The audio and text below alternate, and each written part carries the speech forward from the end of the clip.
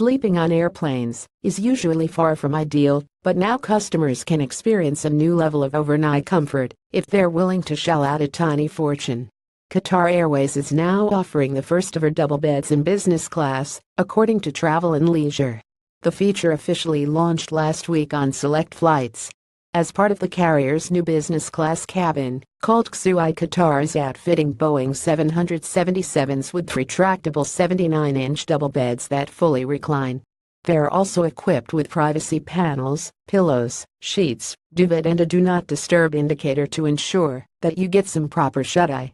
And if passengers plan to travel in a group, they can request specific seats in order to face each other in a quad while they dine, socialize or conduct business. The beds were unveiled by the airline at a trade show in Berlin back in March, where they generated attention as an industry first. This new product offering ... will absolutely challenge industry norms and expectations, Qatar Airways Group Chief Executive Akbar Al Baker said in a statement at the time. London's Heathrow Airport to Doha's Hamad International Airport in Qatar is the first route with Xui beds available, with plans to expand the service to business routes in Paris and New York City in the near future.